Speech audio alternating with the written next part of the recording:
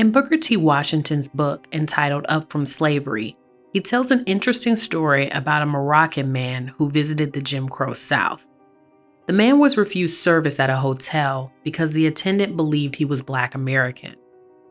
Once the man provided proof of his Moroccan citizenship, the hotel apologized and gave him a room. The moral of the story, Washington said, was that white Americans didn't have a problem with Black American skin color. Instead, their problem with Black Americans was their social status and culture. In the early 1920s, a new religious group would build upon Booker T. Washington's insight. While Father Divine was in Sayville, New York, teaching his followers that race did not exist, and Marcus Garvey was campaigning for a separate Black nation, a man named Noble Drew Ali was spreading the word that Black Americans weren't really Black Americans at all. You are watching Black Belief. Please be sure to like, subscribe, and hit the notification bell so that you never miss a new video. There are conflicting stories about the early life of Noble Drew Ali.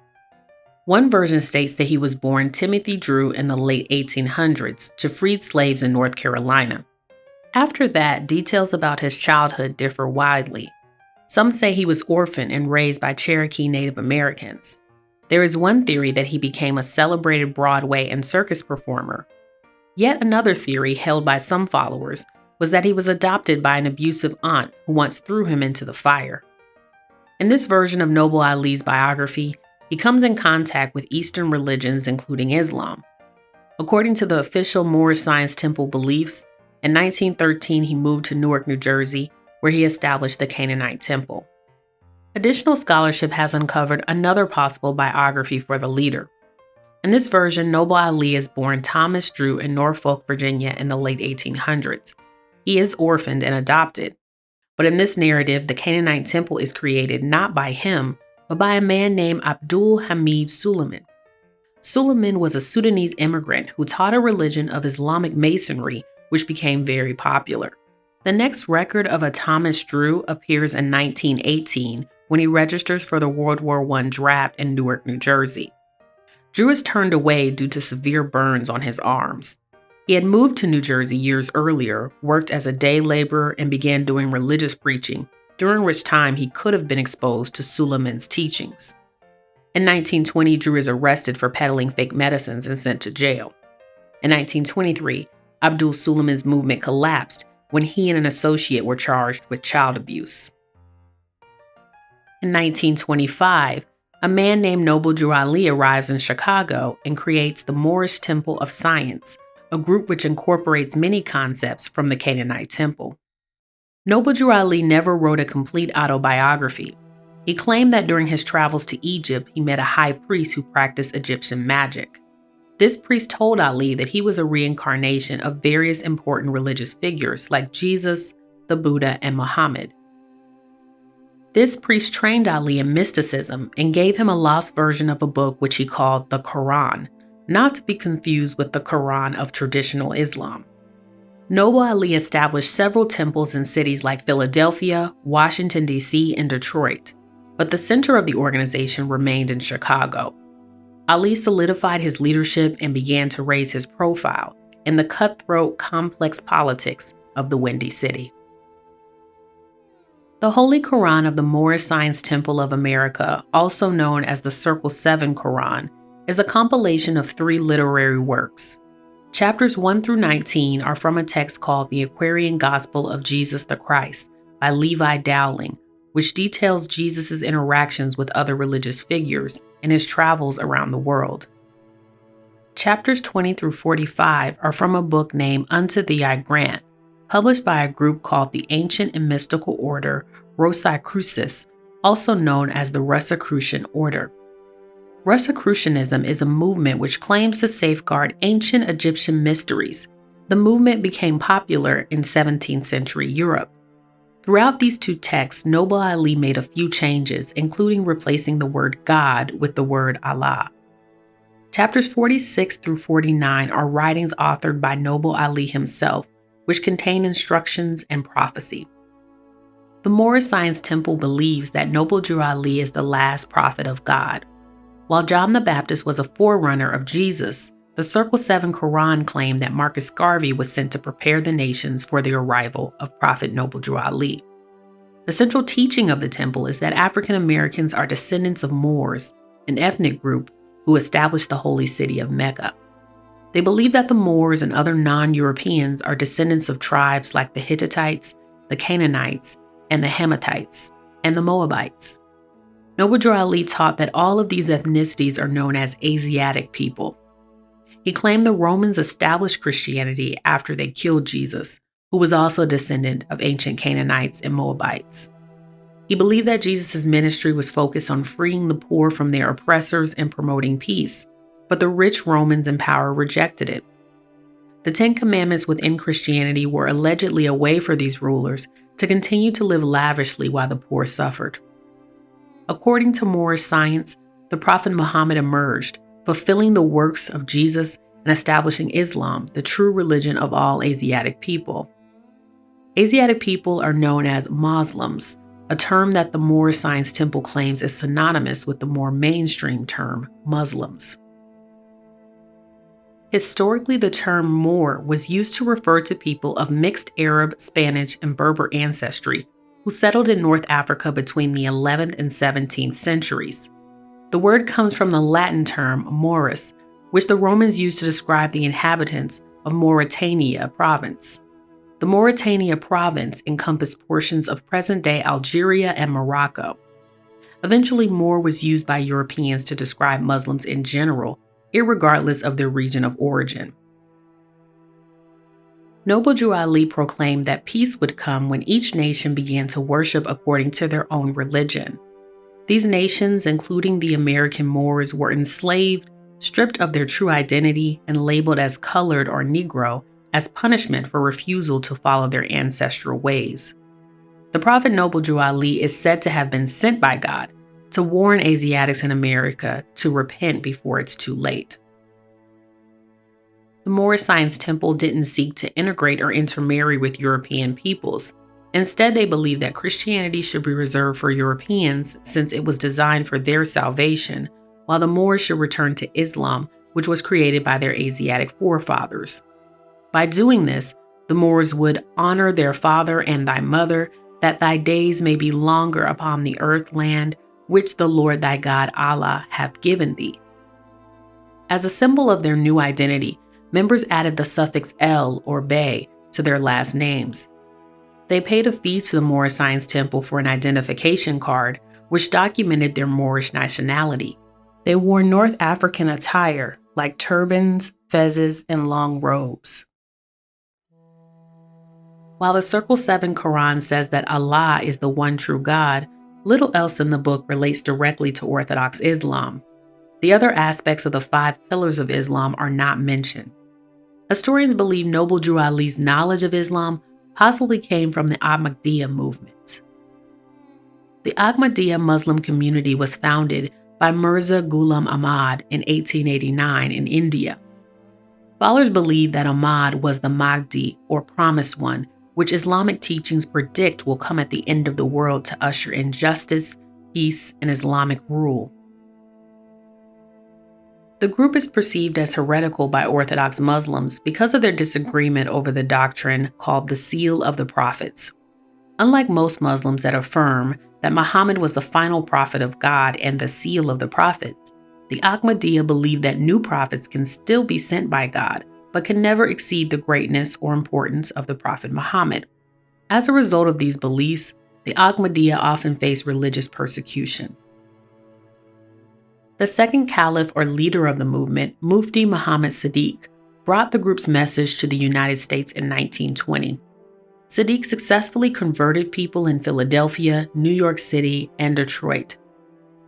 By 1922, he had established a headquarters, mission house, and mosque in Chicago, where lectures and other Islamic services were held. In 1933, Mufti Sadiq left the United States for India. During his stay, he had converted over 700 people to Ahmadiyya Islam, including the first white American female named S.W. Sobolewski, who later changed her name to Fatima Mustafa. The Al-Sadiq Mosque in Chicago remains open today and is the oldest mosque in the United States.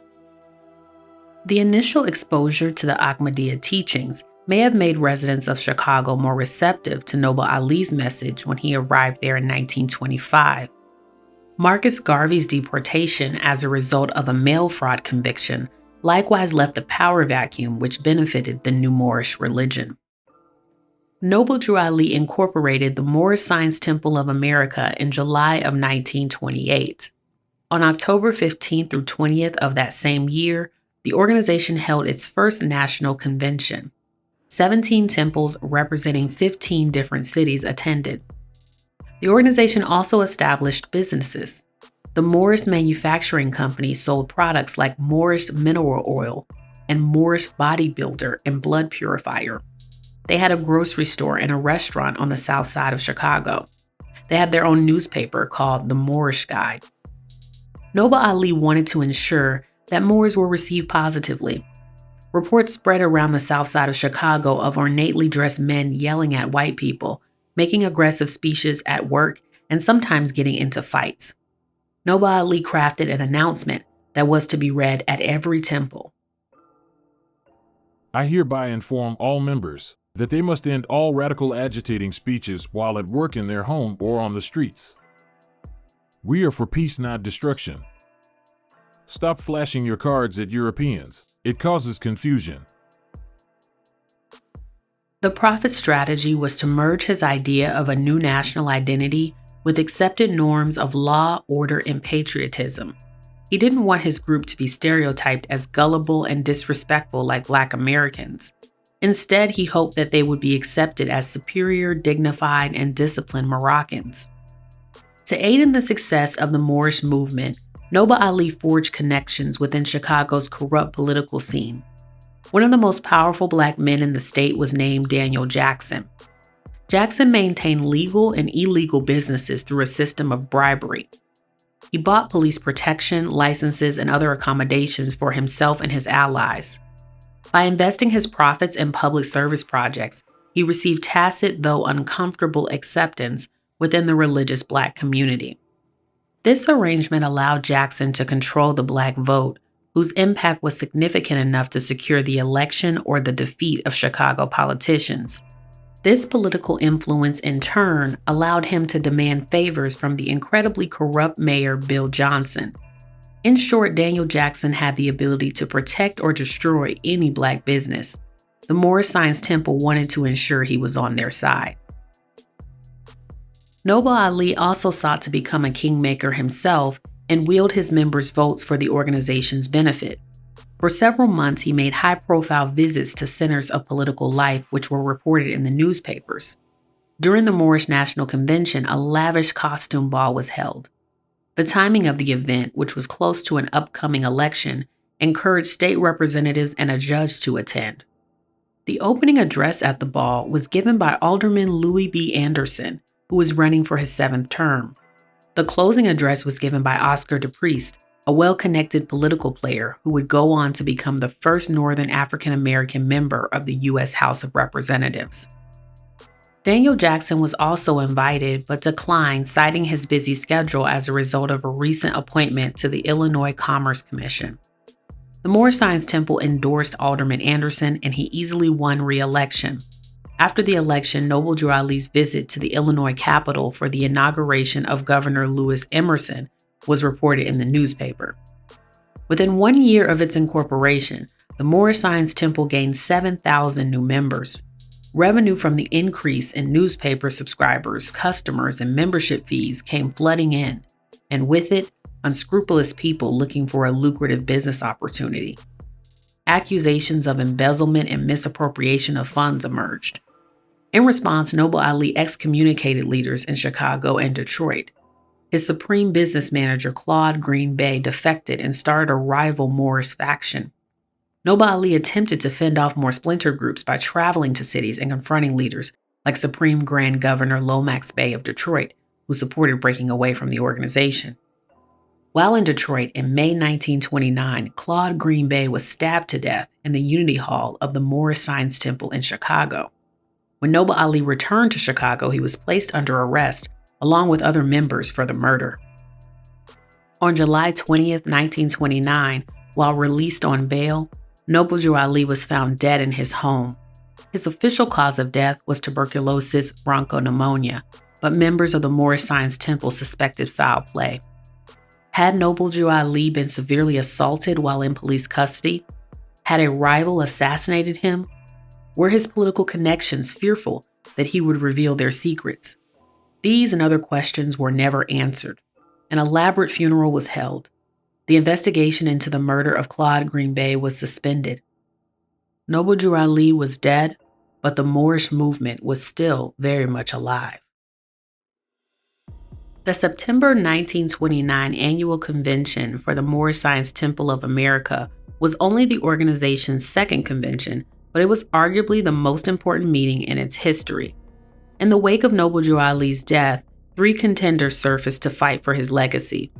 The first was Edward Mealy L., who had been appointed to the position of Supreme Grand Sheikh by Noble Drew Ali.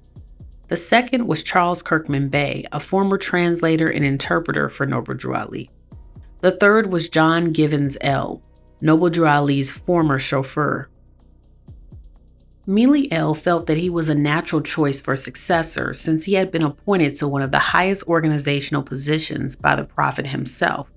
He embarked on a nationwide tour and letter-writing campaign to gather supporters.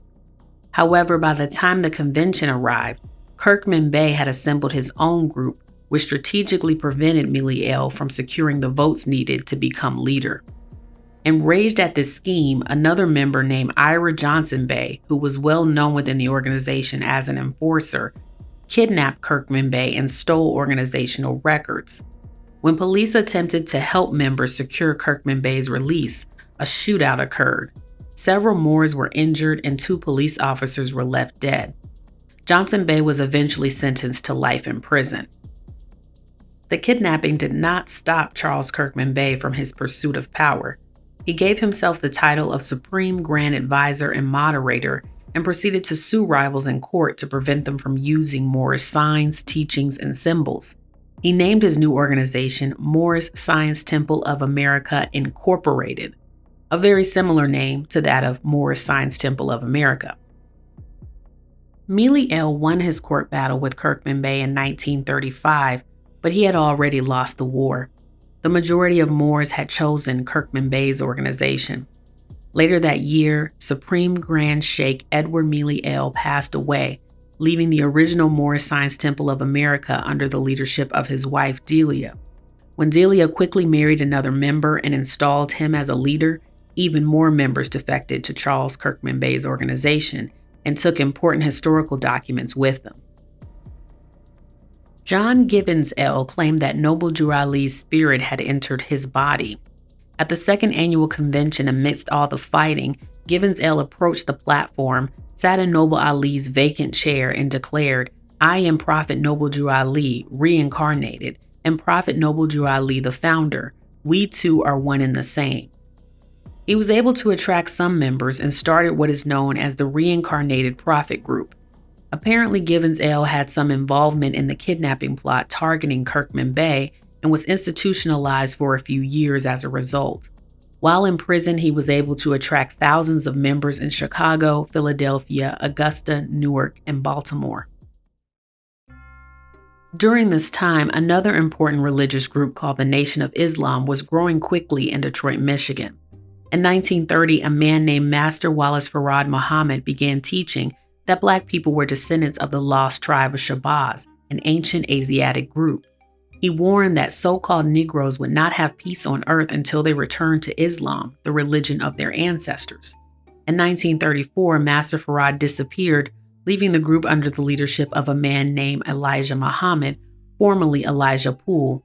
The similarities between Master Farad's teachings and those of Noble Drew Ali are difficult to miss. In the decades since, some Moors have claimed that Master Farad was actually a man named David Ford L., a former member of the Moorish Science Temple of America. However, historians have never been able to confirm Master Farad's identity. His nationality, ethnicity, and religious background is unknown. There is no evidence that he was David Ford L. or that he was a former member of the Moorish Science Temple. An alternate explanation for the similarity between the two groups' teachings could be the overall religious environment of industrial northern cities at the time. Many religions competed for members in Harlem, Detroit, Chicago, and other cities. Black people were welcome to attend meetings led by new preachers without a requirement to become a member. They could also hear about new movements from friends, family, or street preachers who spread their beliefs in public settings. A person would not need to be a member of a group to hear about the group's beliefs and be influenced by them. Despite the similarities, the two organizations would take two decidedly different paths as the 1940s approached. On December 7, 1941, Japan attacked Pearl Harbor and the United States entered World War II. Moorish temple groups had to grapple with Noble Drew Ali's previous teachings, which incorporated a commitment to Moorish Asiatic identity with a simultaneous commitment to American patriotism. Some Black Americans wanted to fight and dismantle stereotypes about Black soldiers to prove themselves deserving of equal civil rights. Others questioned why they should side with the government that continued to treat them as second-class citizens. In the Moorish theology, the Japanese people were members of a pan-Asiatic family whose victory in the war could liberate Moors from the oppressive U.S. racial caste system. Since the 1930s, Japan has sent agents to forge connections with Black American groups. For example, the temples under Charles Kirkman Bey hosted representatives from the Japanese Chamber of Commerce. Organizations like the Japanese Black Dragon Society promised that if Japan invaded the United States, Moors who pledged allegiance to Japan would be treated as equals, given businesses, and other Americans would have to work for them. One group that firmly embraced this belief was the Kansas City Moors, led by Father Prophet Muhammad Bey and his wife Mother Prophet Rose Woods Muhammad Bey. The group had split off from the Kirkman Bey organization around 1935. In March of 1941, Prophet Bey died and his wife assumed full leadership. After Pearl Harbor, Mother Prophet Rose faced the challenge of meeting the political moment and reconfiguring the group's theology to instruct Moors on their response to the war. Unlike her husband, who had distanced himself from Kirkman Bey's organization, Mother Prophet Rose used the larger organization's newspaper entitled The Moorish Voice as a basis for her teachings. She was particularly attracted to the articles by Sister Folsom Bey, who called on Moors to support the Japanese war effort against the United States. Mother Prophet Rose claimed that the Japanese were Eastern Hematites, while Black Americans were Western Hematites. She taught that Japan's military advancement ran parallel with the physical and mental emancipation of Black Americans. She warned that now that Japan had proven its technological and military strength, all Asiatic peoples should band together in solidarity. Strangely, within this ideology, Japan was positioned as superior not only above Europeans, but also above all other Asiatic groups, including the Moors. This was explained by referencing a historical narrative accepted amongst the Moors that the ancient East had tutored and shared knowledge with the ancient West. Mother Prophet Rose claimed that this process was repeating again. Authorities became aware of the Kansas City Moors when they apprehended a drunk Moor who did not have a selective service registration card. The Moor was prosecuted for violating the 1940 Selective Service Act, but was released on probation when he said that he would immediately register. As other Moorish groups across the country embraced Japan in varying degrees, which sometimes led to draft evasion, the United States got nervous. The FBI began to infiltrate various groups but struggled to pin down the Moorish Science Temple's exact origins or draw a connection between its various competing factions. In 1942, FBI agents visited Mother Prophet Rose's temple.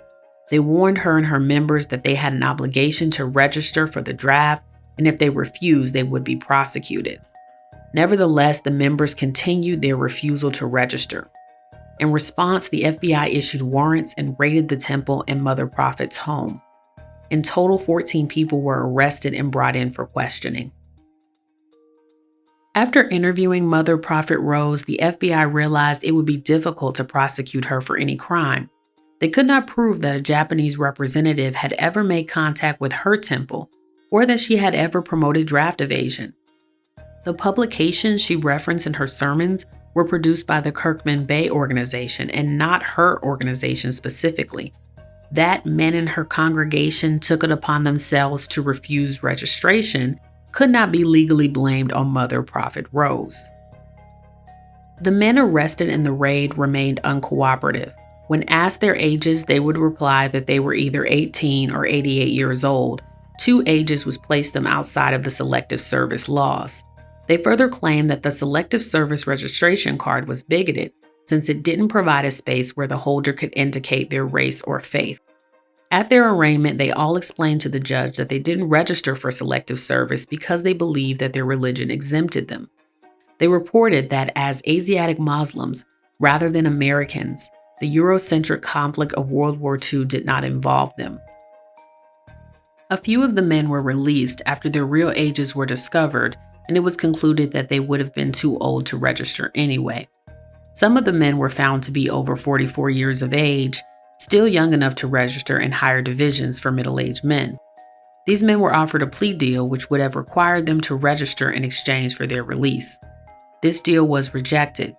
In frustration, the FBI agents and county jail officials decided to register on these men's behalf based on information in their prison records. In total, 7 men were indicted and sentenced by a judge to 4 years in prison and a $1,000 fine. In Kirkman Bay's organization, several chapters followed the lead of their newspaper and embraced Japan. The Kirkman Bay Flint Moors hosted Major Satokata Takahashi, an officer in the Japanese Imperial Army, tasked with building support for Japan amongst Black Americans. The Flint Moors believed that Takahashi could have been a reincarnation of Noble Drew Ali. In his speech to the group, Takahashi warned the Moors that if they didn't decide to support Japan and organize against the U.S. government, that they would suffer with the rest of the population when Japan invaded.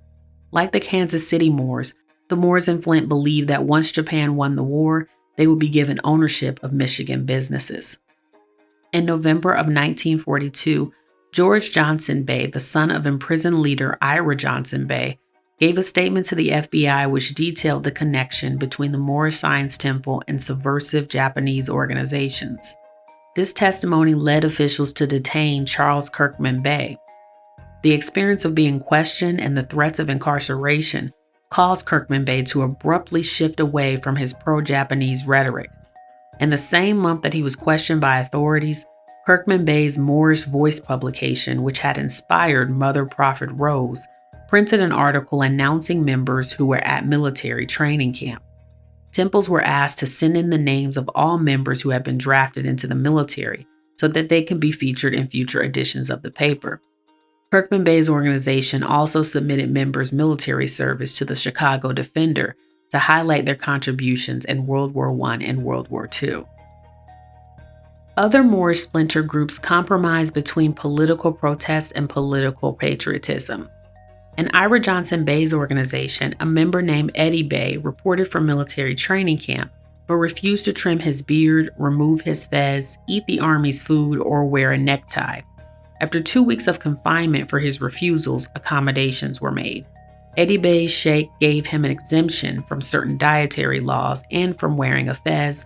The Army allowed him to keep his beard as long as it was trimmed lightly. World War II would be a pivotal point in the Moorish movement's history.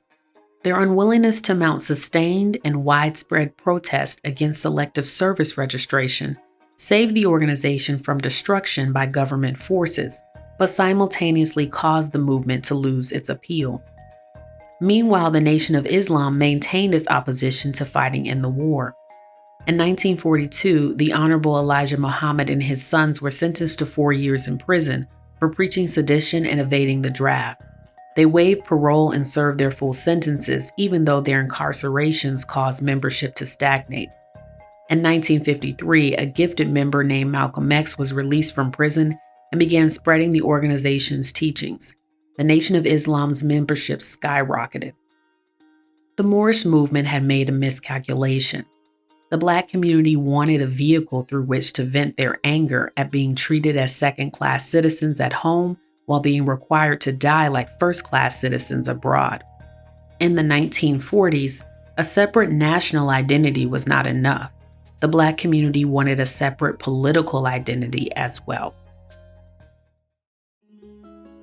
On June 16, 2021, a woman named Shanetta Little arrived at her new house in Newark, New Jersey. After growing up in foster care, putting herself through college, and becoming a customer service specialist at a major car company, closing on a home was like a dream come true. When she tried to enter her house, she found that her key didn't work and the locks had been changed. The next day, she returned with a locksmith, and her dream quickly turned into a nightmare. She entered her home and found two men inside who claimed that the house belonged to them. Suddenly, Shanetta remembered those strange letters she had begun receiving shortly after she purchased her home. The letters bore a golden seal, had incomprehensible legalese, and claimed that the sender was the rightful owner of her house. At the time, she dismissed these letters as some kind of scam or hoax.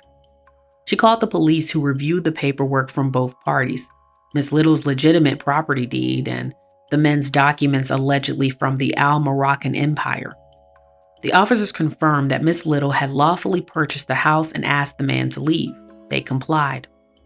Not more than an hour later, a man ran past Miss Little on her porch, opened her door with his own key, and locked it behind him. Terrified, Miss Little called the police again. This time, a SWAT team responded. The man who broke into Shanetta Little's home is legally named Hubert John, but goes by the name Jaleel Hugh L. Sometime around 2018, Hugh L's social media posts became dominated with information about Moorish license plates, identity cards, and legal advice. He's associated with an organization called the Al-Moroccan Empire Consulate, which claims to represent the land of Lenape-Hoking. The organization's website lists Hugh L as the Consul General. In the What We Do section, the page states that the organization is tasked with protecting in the receiving state, the United States, the interests of the sending state, Morocco, and of its nationals, both individuals and bodies corporate, within the limits permitted by international law. Other sections of the website indicate that people can contact the owner for the creation of tax liens, building contracts, certificates of tax sale, deeds, and other fictitious documents. Historical Lenape-Hoking was the land which crosses modern-day New York City, Philadelphia, and the state of New Jersey, and was inhabited by the indigenous Lenape tribe. Over time, this tribe was disenfranchised, displaced, and forcibly assimilated. Today, its descendants are represented by the Nanticoke Lenni Lenape tribal nation, which includes the Lenape and the Nanticoke peoples. This organization has no historical or legal connection to the Al-Moroccan Empire Consulate. On June 17, 2021, Hugh L. was arrested for criminal mischief, burglary, criminal trespassing, and making terroristic threats. He was later released on his own recognizance pending trial. Shanetta Little's story is one of many from people who have come in contact with those calling themselves Moors or Moroccans and claiming the laws of the United States do not apply to them. Like in the early days of the Moorish Science Temple, people have lashed onto the new national identity proposed by Noble Drew Ali as a means of rebellion against the current legal status quo. This trend can be traced back to the 1970s, where an ideology called the Sovereign Citizens Movement was formed. One of the earliest sovereign citizen groups was called Posse Comitatus, which is Latin for power of the county. The group claimed that the United States was founded as a Christian republic where the individual was sovereign and the highest level of legitimate authority was the county sheriff. They believed that the country had strayed away from its founding principles due to manipulation by a Jewish-led communist conspiratorial group. They predicted that manipulation of prices allowed this fictitious group to control increasing amounts of land until eventually they would control the entire food supply. According to the group's ideology, the enforcement of tax laws is illegal, and like other white supremacist militia groups, the right to keep unregistered firearms is considered sacrosanct. This group has been known to become violent when confronted by law enforcement. In 1983, a leader in the movement killed 2 federal marshals in North Dakota when they tried to arrest him for violating his parole. After the shootings, the man was able to escape and evaded capture for months before he was finally killed in a shootout in Arkansas. As sovereign citizen ideology spread across the far right, it was also finding fertile ground in Black communities. Moorish groups had experimented with tax evasion strategies as early as the 50s and 60s. However, by the 1970s, a John Givens L. splinter group would take these tactics several steps further. In the Baltimore reincarnated Moorish temple, two siblings, Richardson and Timothy Dingle L., decided to start their own organization in 1975. Richardson called himself the reincarnated prophet Noble Drew Ali III, and Timothy called himself the Supreme Grand Resurrector. Another man named Clarence R. Reynolds L. joined with the pair and established the Moorish School of Law and History Incorporated, number 13, or MSHL. The organization attracted many college students who helped it to research laws and challenge policies in court based on Moorish beliefs. And one of their early victories, the MSHL successfully forced the Maryland Department of Motor Vehicles to remove the terms Negro and Black from Moors licenses. Attempting to build upon this success, they tried to contact the Congressional Black Caucus in order to organize a legal challenge to the common interpretation of the Emancipation Proclamation. Their argument was that Abraham Lincoln had intended for emancipated slaves to be made legal persons and to be compensated for their labor. They wanted to legally resurrect Lincoln's true intentions behind the proclamation. When the Congressional Black Caucus ignored the group's overtures, they turned their focus to more local legal issues like tax liens and property laws. Soon, Baltimore and Philadelphia newspapers were reporting arrest of Moors for various tax evasion schemes. The tactics of the MSHL spread throughout an already decentralized Moorish ecosystem. Organized crime syndicates with leaders bearing names suffixed with L or Bay justified their activities under the auspices of a separate nationality, which allowed them to run their own nations with their own laws. Noble Drew Ali's instructions to obey the law were ignored or forgotten. This slowly led to the public associating Moorish science with criminality and scams, a development that Noble Drew Ali had taken great pains to prevent. Comes from a Black religious group that's been around for nearly a century. Most of its members obey the law, but not everyone. Chip Reed looks at how some use their religion to justify the crime. The Moorish Science Temple of America has inspired more groups than we will ever know. The idea of a new history and identity for Black people was not a new one, but for a brief moment, Noble Drew Ali was able to assemble thousands of followers under his unique theology. His untimely death under mysterious circumstances leaves us to wonder how he would have steered the organization during the Civil Rights era. The official Moorish Science Temple of America denounces sovereign citizen groups and other smaller factions, but the Moorish Science movement has taken a life of its own. In its almost 100 years of existence, it has represented not just a new nationality or a new name, but the continued fight by Black America for a new economic, political, and material reality.